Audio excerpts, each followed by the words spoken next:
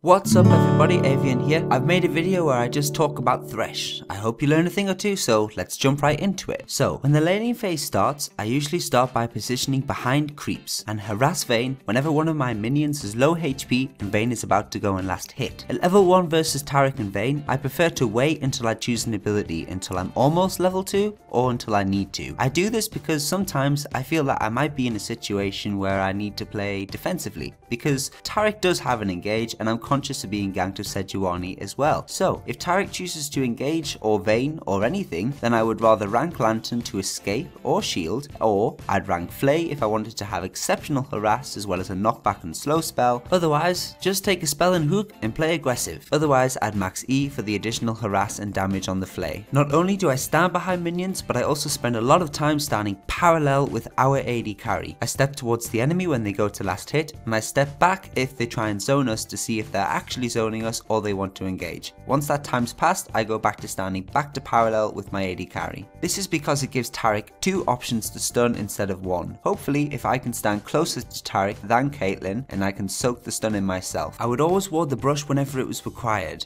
I usually start a door and shield, which means I only have one ward, so I must watch the minimap exceptionally well and track the enemy jungler as much as I can. I will be making a video on this soon, but you must do that if you only go to lane with one ward. Always try to avoid positioning on the river side of the lane, and always be asking yourself, if you were the enemy, would this be a good time to gank? Because that will keep you safe. Once I hit level 2, I want to fight, so I use hook and I wait a brief second before using Flay. This is because I know Vayne still has tumble up. If you keep practicing your hooks, you will land them. Some opportunities do present themselves easier than others, but always be looking to land effective hooks. Because of this hook, we're almost able to kill Vayne, but we force him to go base and he misses a wave of creeps. We can push some of their tower because of this. You should always push on top of an opportunity once you establish an initial one. This is because you can snowball off this and carry more games than solo queue. I played quite sloppy here and missed a lot of hooks and failed, but practice makes perfect. An interesting play here shows Taric engage on Caitlyn, and if your positioning is correct, you should be parallel to your AD carry on the opposite side. Caitlyn benefits from being in the brush when playing aggressive. This is because of her passive, so give her the brush. If the enemy has an engage or anything, then you should easily be able to pull Caitlyn to the other side of the lane with your lantern. As Thresh, I like to make my runes and masteries as tanky as possible. I have other videos describing runes and masteries in a lot of depth, but these are the runes and masteries that I run for Thresh. So as Thresh, when I was in the laning phase against anybody, I would always be looking for a good opportunity to gank. Against Vayne and Taric, a lane that has a lot of damage later on, but a lot of sustain early and just want to farm,